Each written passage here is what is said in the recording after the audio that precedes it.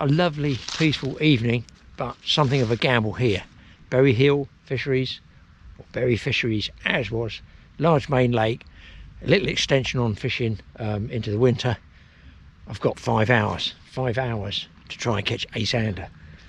I've set up, well, quite a while. I've never fished a swim before, about midway just below the island. As you can see, a beautiful setting there. I'm going to be fishing with my floats with the batteries in them for the Xander just here. Look, it's a 4BB float. I think that's one of Andy's floats there. Even got our name on it as well. And I've just taped on one of these battery lights.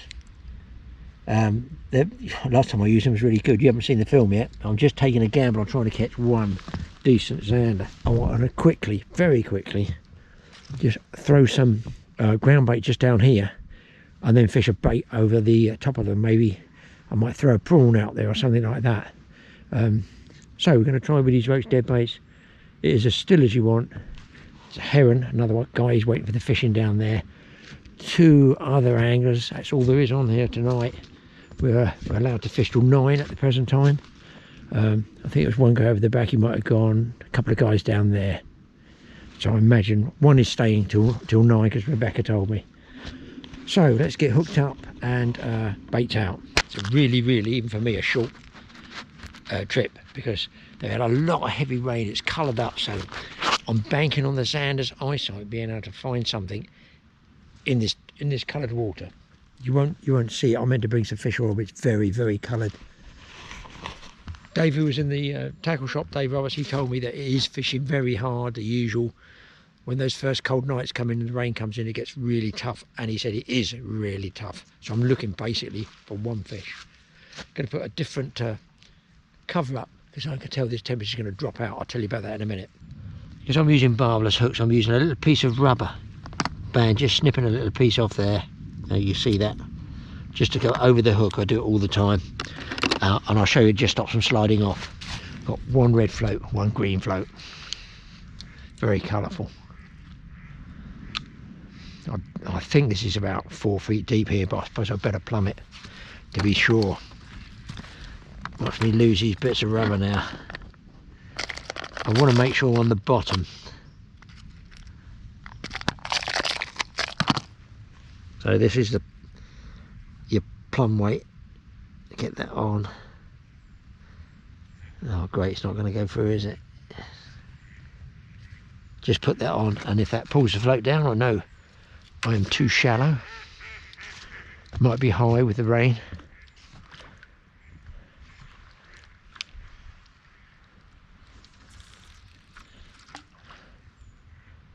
Yeah, that's gone under. Not by much though, in fairness. I'll watch the overheads here, look. Be very careful, I don't need to be putting one up the tree. That's perfect, that's just on the bottom there. I'm just constantly watching these trees overhead. And that is from the rod butt to about the 1.5 rings. So possibly 4 feet, not very deep. So, I'm going to get a bait out quick. The other one, obviously I don't need to plumb the other one because I can get it off of this one. I want the rubber band. I'm just going to snip about a third off of that roach. That can go with the ground bait. Sorry if I'm rushing, but I am.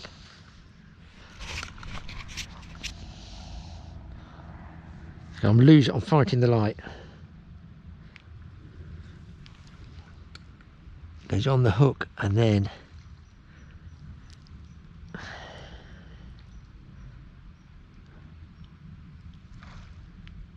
there. Are you guys going to see this hopefully? Just like that rubber band just there to stop it coming off on a barbless. Just whiz it out. Even though it's clear sky, it's going to be dark in about 30 minutes. Now this can drag or drift around. I'm not putting the light on the float yet.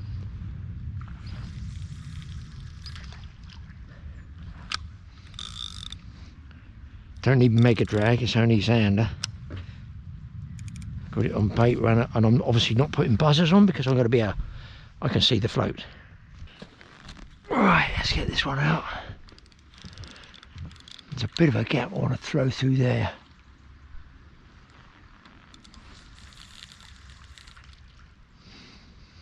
A lot of the time these Xander do come in close. Oh, it's fierce.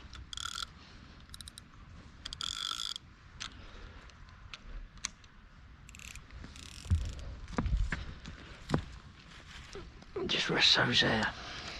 This is just a hunch with the ground bait.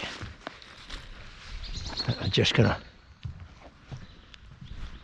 hope it attracts something in there.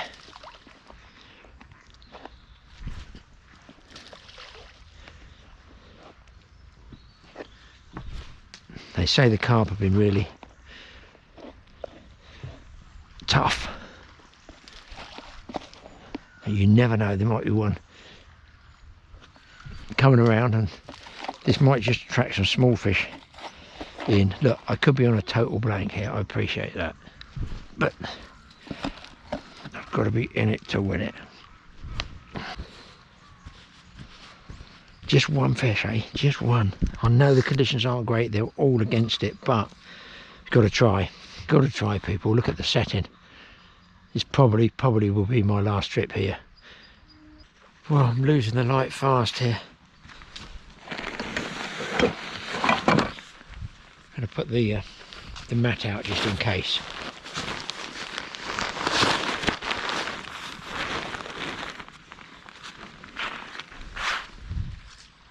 So to give you an update, I've been beach fishing a few days ago, a few nights ago, same as this. Started at 4 in the afternoon, fished till, I don't know, 11 o'clock, a bit after 11.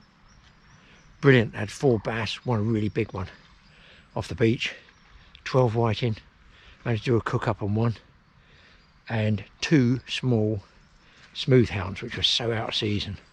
So if there's a chance of catching smooth hounds, you know, smooth hound off the beach out of season, there might be a chance of a last minute Xander here. I don't think I'm going to catch anything else, you know, with fish baits and stuff. It's going to be Xander and that's it. So I think I can see the red float, just about see the green float there. Oh, there's, I see the green float. I think I'm slightly off the bottom there, but I just leave that as it stands at the moment. Right, what else am I going to do? It's going to get very cold tonight. Oh, I'm going to be using, this is different. I mean, generally people have a brolly, an umbrella. You can put it on the side, you put it on the top, and you get, if you put it over the top of you, it stops the cold air coming down in the winter, and that's what really chills you. But you get the air movement. Right, so you want a bivvy. Well, I don't want a bivvy for 4 hours, do I really? You know, don't want that. But how about my beach shelter? I'm going to put it there. I'll be over the top of my head, and it's got 3 sides to it, and I can close it down even more. But I'm going to have to switch cameras because I'm losing the light.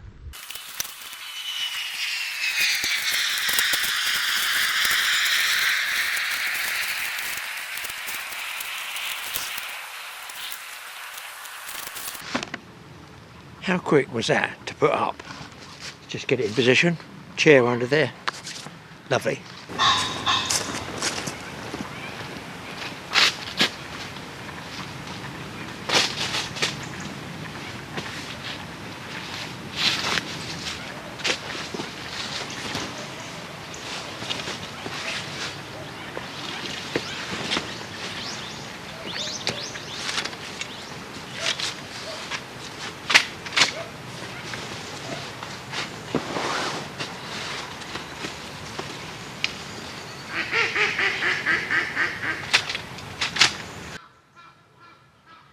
Shouldn't have mentioned the geese, they started. About 4 landed and that's it.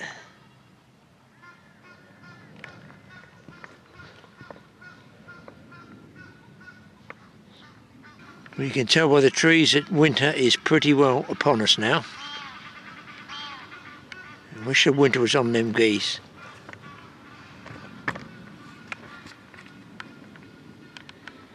Got some lovely colours down here, you know, with all the leaves. This is low light camera, so it picks them all up. It's nearly dark, I have to tell you. On one of the overnight carp sessions, I got some really good trail cam stuff, which I'll be showing you hopefully next year.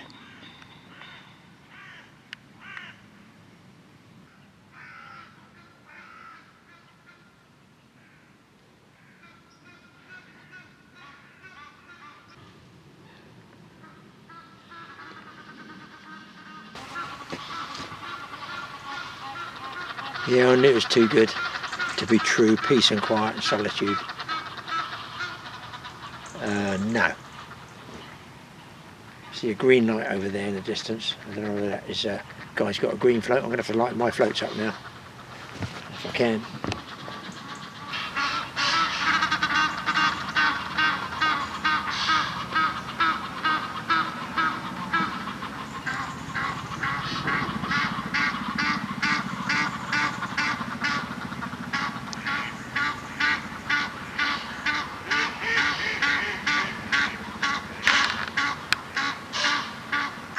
Oh, that's better in here.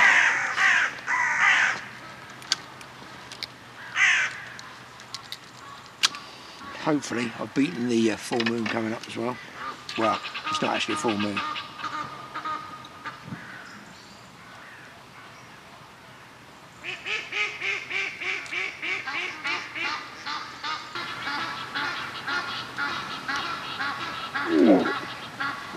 Got it.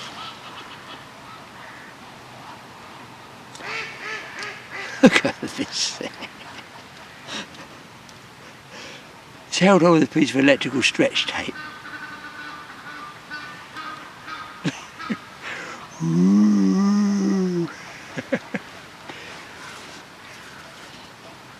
Just had my eyes tested. I don't need to now. I can see that one for certain.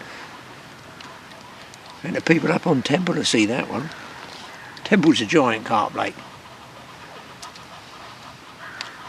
with real fish and real men and women. I talked to one of them. She had some fish. Keen. So here we go, guys.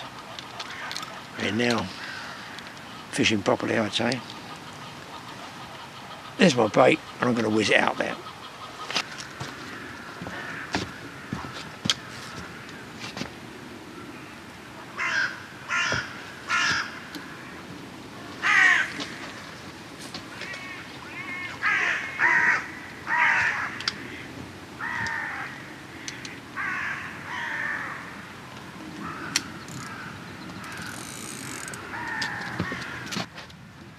See if I can do this one a little bit easier. I think I haven't used them for a while. The battery was sticking. Yeah, push a battery in to pop it like that. When you cast it out, it looks like a firework going through the air. Well, you've got to make sure as you do, you just tighten that up, because you don't want water getting in there, otherwise it's kaput. And this way you can use this. I haven't used this for what, 2 months? So I did have a Chinese one, but this one, obviously you can disconnect the battery and it lasts longer. Just engage it when you want to go fishing.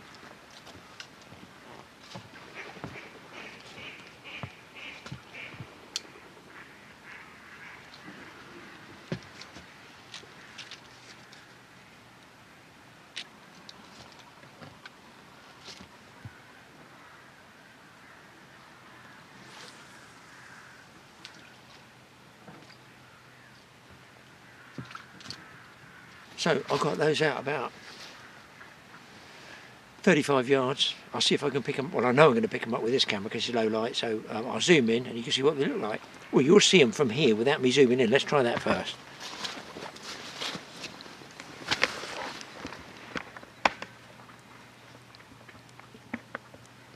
Yeah, I'm sure you can see he's laughing at them.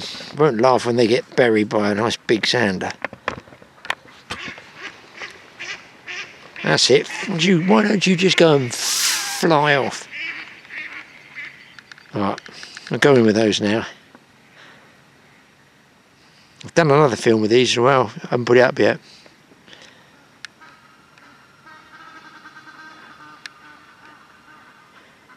And that's got to move 1.5 inches, say 2 inches to go under. so you get an immediate bite. As you can see, there's absolutely no need to use buzzers really. I've got the floodlight on now. Fortunately it's pointing towards me. I'm not out onto the lake. Look, I'm not bothered about lights. It's a day ticket water. Everybody's got a huge green light around there, and they've got big searchlights over on the big cart lake. But anybody's interested, I'm not selling these things, I'm just saying it could be something like this that would do you through the winter. I'm not saying through the summer, well, maybe through the summer, because it has those 4 Velcro tabs here. But I'll tell you about it while I'm waiting for anything to happen. And you can actually, it's for the beach, you can't close the whole thing, but you can undo these Velcro tabs, go round the top of this sort of pole bit up here like that. Quite a handy tool. I've been very grateful for it, to be honest. I've got this round the wrong way. Put it over the top.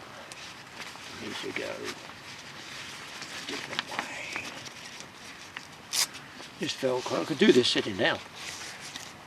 So then, if the wind does come, I can literally just leave myself that much. Whichever way the wind comes, I'm tucked in here. And from here, joking apart, I can see both floats, and I can see, hear the buzzer on the left. And I want to get out, I haven't got to fight my way through a doorway. Look, it's all loose.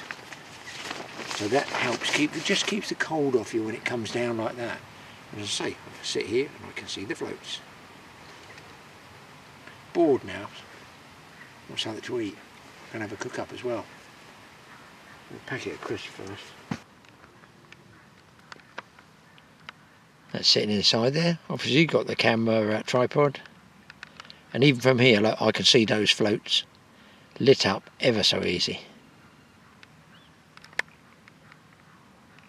Come on, let's see one move. Now you can bump those floats if you want. You can sit there bumping them, moving them, or you can let the fish, you know, just find the bait. Generally, I tend to just leave them.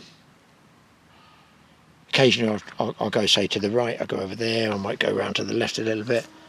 Might try one straight out. Wherever I've not had a take, I'll give it, say, 20 minutes. Because the Xander predators, they're going to be moving around. They're not just going to be laying in one spot. Although this is not the best spot for a Xander, I understand. Usually I've caught them way back up there. But as I say, there's 2 guys up there. So I've had to come down to get away, you know, out the way. Very clear evening, and it's going to get pretty nippy.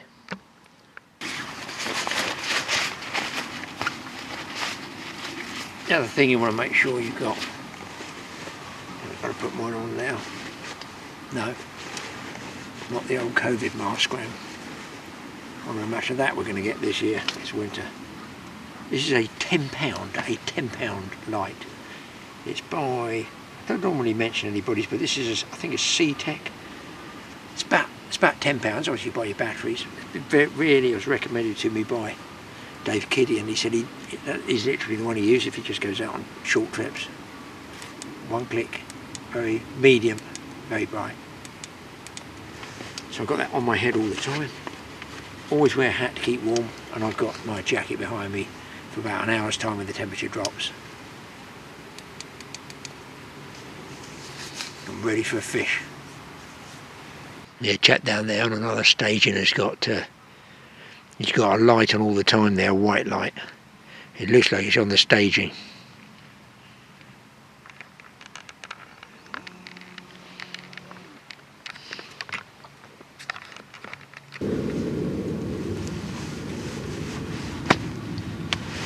Can't pull my curtains. No bites. Hour into darkness. It's cold. I've got a flotation suit on, a body warmer, a zip-up sweatshirt with a liner, a shirt, a t-shirt. I'm not bodily cold, but my legs are. I should have been getting to the long john stage now. I'm noticing things. When it got dusk tonight, there were no bats. I didn't see any bats go through at all, which is really weird because that's my sort of marker. And the other thing is I'm looking up in the sky up there, and it's quite light up there, so I'm hoping it's not going to get the moon up too much. I think it's probably come up to, might be first quarter, last quarter, I can't remember. We haven't had moon for a while because I was beach fishing a few nights ago. It's lovely, completely black. The moon looks nice when you're fishing in it, but it's not, I find, very conducive. I've moved the floats either side now. Ledger rod, I'm just leaving that there to stay for 2, 3, 4 hours, to do whatever the duration is. I do wonder, although I don't like the moon, if it's coloured like this, I wonder if that helps them, does it? I mean, Xander can see in the dark anyway. But I'm looking for one fish, and in 1 hour's time, I am having a bit of a cook-up. That'll hopefully warm it up. So pleased I bought this. Oh my goodness me. It's made a lot of difference. I can feel the cold air moving. A few owls going just now. Geese seem to have all landed.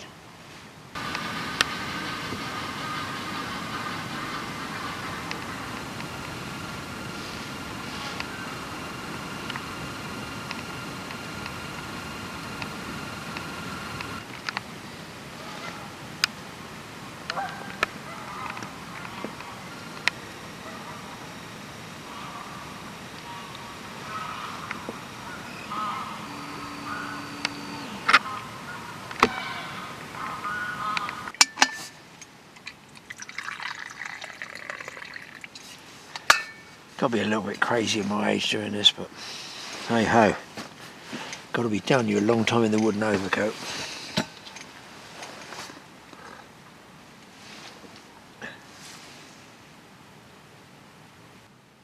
Wino bats. Strange. I suppose in the winter there's less insects. So if there's less insects when it's freezing cold, what do the bats eat? Do they hibernate? Anybody tell us out there? Do bats hibernate for the winter? I can't recall seeing any now, you know, previous winters.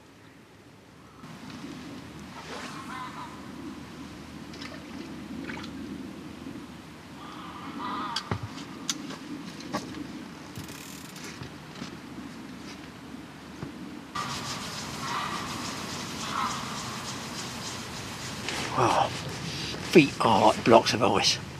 So I have something to eat, and that's right. I'm not going to be dying of starvation tonight. First thing, yes. Second thing, yes. That means 2 burners on the go, if they like.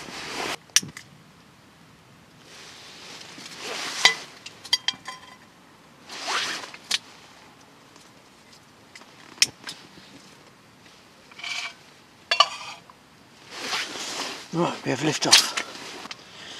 First, going to get some beans on the go.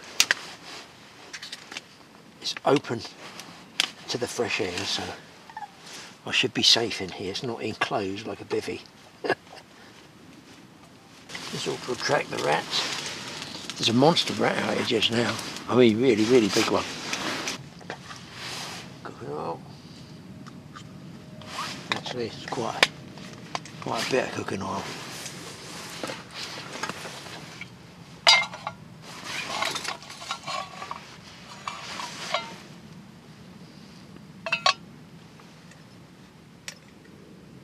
It's always best with beans to heat them as slow as you can, and this one I've got is nearly out of gas, so I'm hoping there's enough gas just to get that going.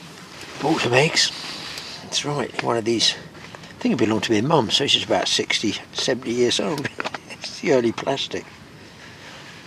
It's like a travel thing, and that way it keeps them all secure. Now, while I need a Xander, I don't need it in the next 15 minutes. The float's still out there. I've had one bump, it just submerged on the green one over on the right there. Went down 1 second, 2 seconds, just popped back up again. It could even have been a line bite in fairness.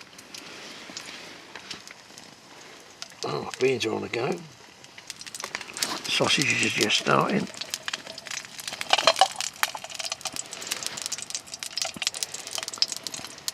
Sausage, egg and beans while you're Xander fishing. I mean, sort of luxury, isn't it? Inside my little beach shelter, I won't say tucked out of the cold, but it must be keeping the cold off me. See, it's cold. One fish is all we're looking for.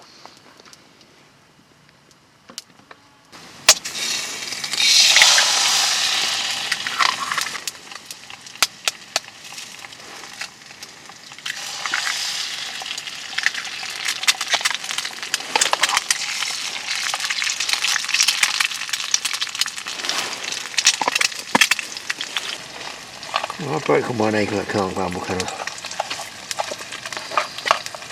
You need to smell this in here, guys. It's like a transport cafe by the lake. It's looking good. I've just had one little dip on that green float again.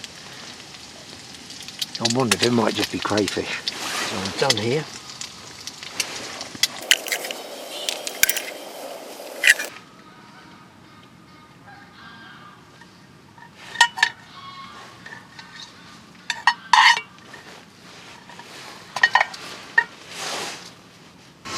I think you'd agree, I've got it just about right. Oh dear, I'm going to be choking on this if one of those floats goes.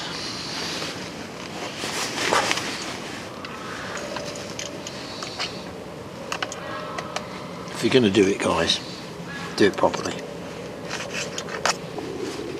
At least if I spill the beans, I won't be able to have any telling off from the wife, because she won't see the bean juice against this red soup. Just a tip, pre-cook the sausages a little bit. If you do want to bring sausages out and fry them, in cold weather they take a bit longer to cook in the outdoors.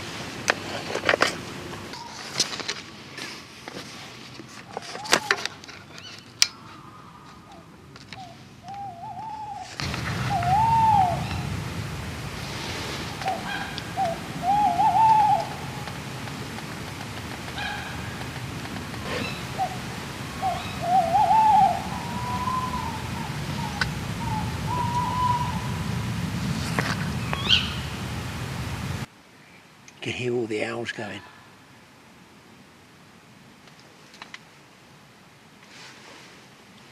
A little bit of cloud come over, but it's absolutely, I can hear them. It's absolutely freezing now. My feet are, it's not far, but freezing. Feet are going to sleep. Not a take. Everybody else has gone home. There's a couple of guys over on Temple carping all night. No excited splashes or anything. I've got red float way round this side, I've got the green one way round that side. Absolutely nothing. So it's a question of success of the night was the fry up. The cafe, transport cafe breakfast. Guys, thanks for watching this one. I'm going to meet you back in the office and I'll try and go through the files. I'm disappointed not to catch you guys a fish, but listen, I blank the same as everybody else. This is just a cold blank. So we'll find something in the files, doubtless, with a fish on it. Hopefully. Anyway, I'm very impressed with using this for short evening sessions. You know, definitely. Take 2 minutes to roll up, bung it on the barrow, wheel it by. Right, see you back in the office, guys. I'm going to start to wheel in. Well, listen people, I did my darnest to try and catch a fish that night. It was very freezing, very cold. So the way it is, I do blank, at least I put it out there, because I know a lot of you guys probably struggle. It's the normal way. What's the point in just showing all good fishing all the time? I think about 2 blanks in a row now. It's been tough out there. But back in the office, I'm thinking, what else can we amuse ourselves with, showing the members of the awesome army who are out there waiting for us to talk fishing? Well, let's talk fishing. Let's talk old school fishing. So anyway, I've got my negatives and my box, my slide box I've made. I've gone from the slides and I'm going to these. These are black and white 35mm negatives, of which I've got 20,000 of these, of pictures and fish pictures and whatever. Well, I don't, obviously not all going to see the light of day, but I've tried them in the slide scanner, and yes, indeed they work. But they need a bit of adjustment, as it were.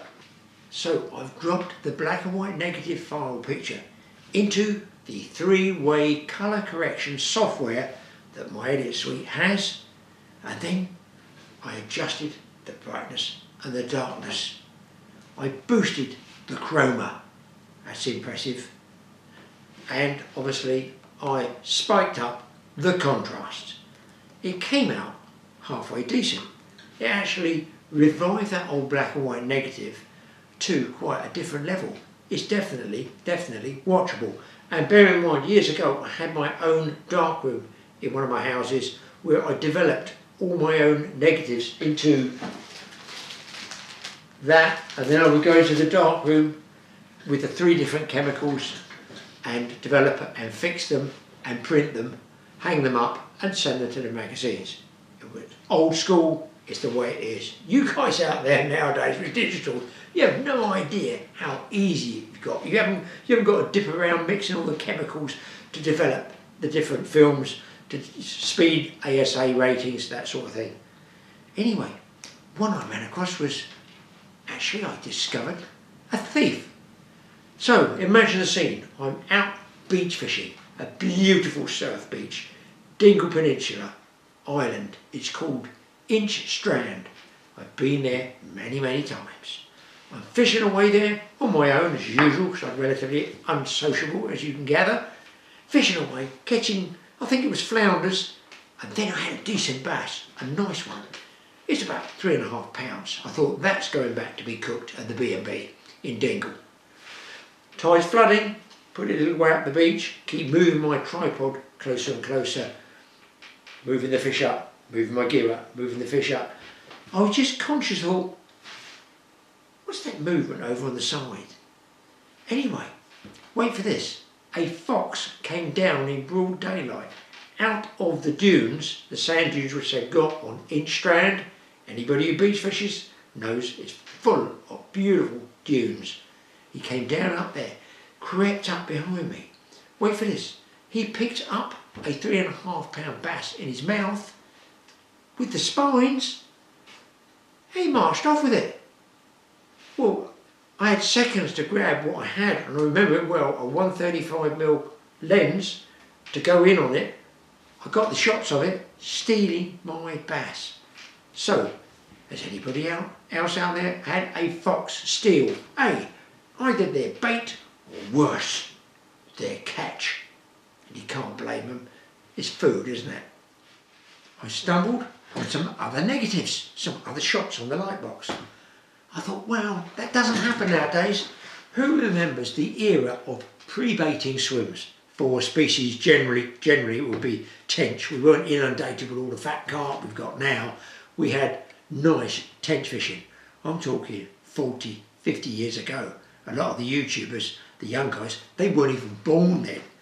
But we used to go out and we used to pre-bait. But first, we still had the weed problems, you know, in the lakes to contend with.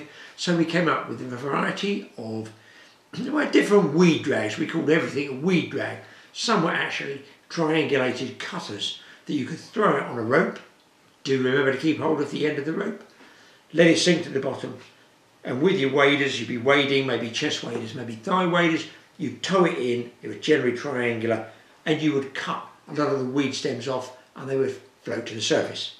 The other way to do it was a double-backed garden rake.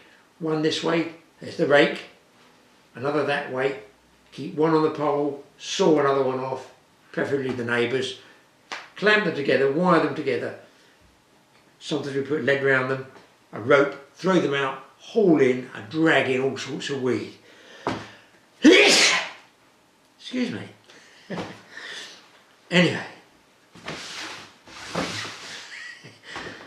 Anyway, we had some stupendous catches. I could have edited that out, but I'll leave it in.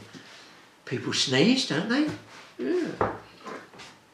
Anyway, we used to have some really good catches, and if you wanted to have a bumper catch of tench towards the start of the season, you had to pre-bait.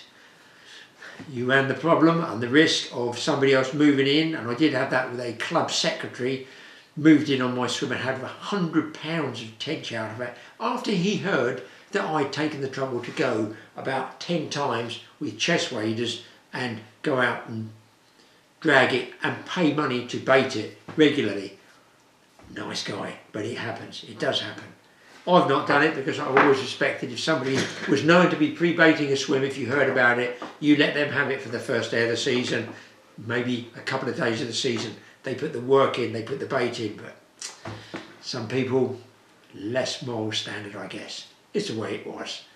But of course we had also the opportunity of pulling stuff out. We moved stuff around all over the place, and some of those lily roots we would dredge up, you know, mostly on the rake, pull them up, and if we could get the lily as well, because don't forget the lilies grow, I'm going to say 4 feet-ish maximum depth, we would move them to different places of the lake that needed it. We used to do sort of fishery and lake management, no cost, it was just the way it was done.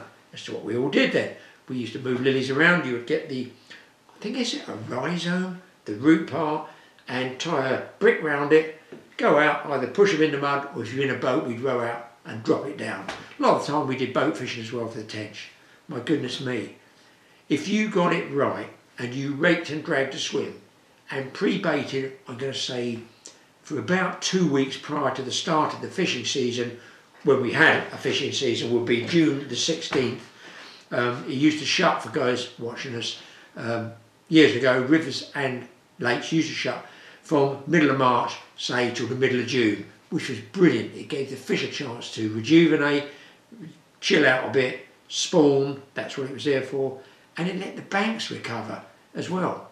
So when you wanted to go fishing, wow, some of the lakes were full of weed, you'd need to drag a swim first. Check out this shot, this black and white shot. This was just an average catch we used to catch sometimes by pre-baiting. And in a river, you would pre-bait not necessarily by dragging a swim, but by baiting out regularly. And eventually you would pull those fish closer and closer and closer. You don't seem to get that nowadays. Well, listen, if you go to a commercial fishery, you don't need to pre-bait. There's 10,000 fish per square foot in there, isn't there? It's just the way it is. But on traditional, natural, what I call natural waters, 40, 50, 60 years ago, you needed to pre-bait if you wanted to catch a big bag of fish. Now, the other bunch of negatives I ran across, I thought, wow, that's old. Are these people still alive? I don't know.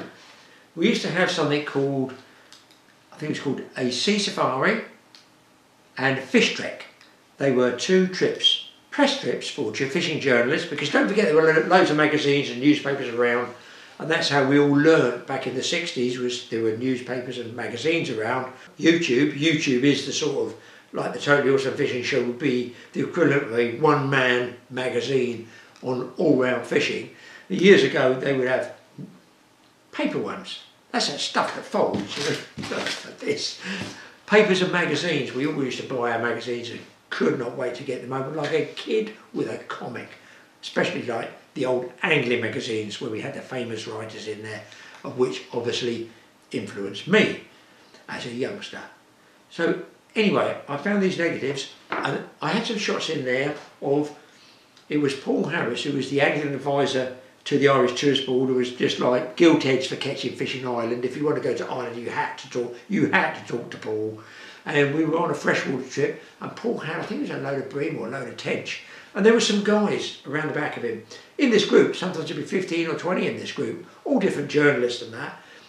But I thought, I wonder who those guys are. I thought, if I can scan off and use my chroma, my contrast, my black and white, my 3 colorway correction software, and try and get a decent picture from these old negatives I've got, somebody out there must be older than me and must know who these people are. So if there's any of you older fishermen out there, younger fishermen will be going, who cares? I'm just talking historically. These guys might have been famous fishermen, famous fishing writers. They were almost certainly fishing writers to be on the show. Now, Paul, we know, will probably know who these guys are because he invited them on the trip. But I came away from the group shot, which we all did to get our press pictures, of this big catch of fish that Paul had had. Who knows where it was, one of the lochs or lakes in Ireland. But who are these individual guys? Does anybody out there recognise them? It's just something a bit different. And do they actually watch the Tony Awesome Fishing Show. Aren't any of them still alive? I don't know who they are, I've got to confess. I just thought it was a bit of fun to put it out there. On to more mundane things. Not fishing this one. Not fishing this one. The moral of the story is, do not dump loads of rubbish or do DIY out of the boot of your car in your own house and keep reversing backwards and forwards over the same spot, because sooner or later you will, and I've done it many times, pick up a nail or a screw in your tyre.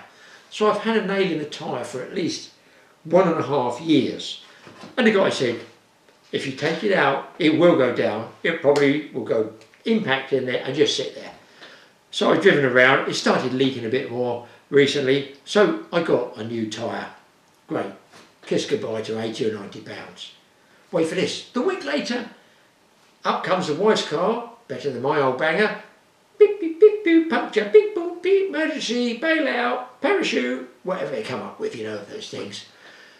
It's got a screw in the right front. Well, if you have one in the back, possibly not too bad if you haven't got a flat, but it kept getting lower and lower and lower, adjust your tyre pressure, and then I found the screw. So I thought, another 80 or 90 pounds down the Sony. So I thought, they obviously come out the back of my car on DIY work, I'm doing the property work. I don't need to buy new tyres, and these had good treads on them, the ones that had the punctures. I'll get Mike's fishing magnet. So I got hold of Mike's fishing magnet and I went out, just moved the gravel a bit with my feet and just got a piece of rope and swung it, drifted it backwards and forwards, over the stones, backwards and forwards, over the stones. Sort of not expecting to find maybe a little tiny screw or something like that. Oh dear, what a good job, what a good job, I did it. So here is the magnet. It's very, very, very strong. I got it caught on the manhole cover. I had to get the car to pull it off. I joke not, because the manhole cover was not letting go, or the magnet was not letting go.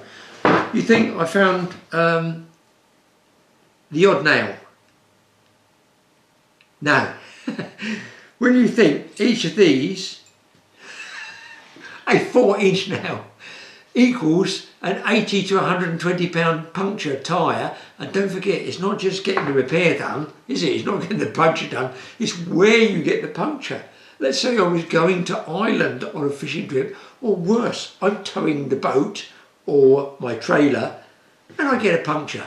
A, it's not going to end well, and B, it's going to mess the fishing up big time. Unfortunately, listen to this.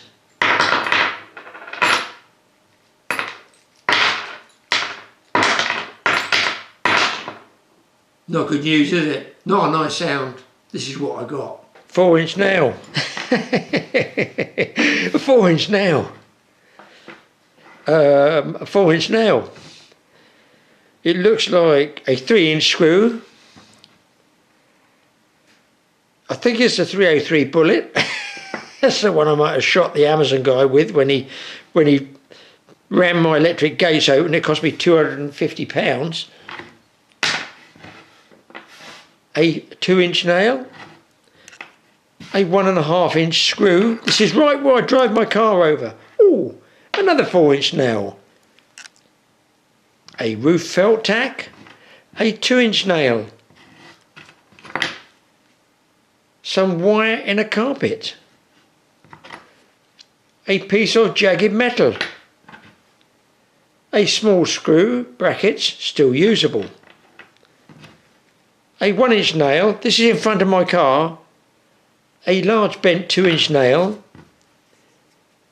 a staple, well, it's actually a wire holder, make that 2 wire holders, and 2 sixpences. That is ridiculous. And you'll see by this kitty that it's very strong magnet. So hopefully, oh, I've missed one there. Hopefully that has saved me a puncture and won't mess up the next fishing trip. So these things are great fun, these fishing magnets anyway, but they are very, very powerful. You must put them on. We've actually got one up going around fishing the local canal with one of these. You must put them on, not string like this, rope, because they are almost impossible to physically pull off one man off of a piece of big metal if it clamps onto a big metal. It's a bit of fun. It's still a form of fishing. I sort of quite enjoyed going up and down the gravel because it's like fishing, you know, and you'd hear this little tiny little tick and you go, I've got one, it saved me a puncture. Anyway people, thanks for watching this. This is your totally awesome fishing show. I do apologise profusely for there not being any fish on it. It is a genuine blank. I fished hard. The saviour of that trip was indeed the English style cook up.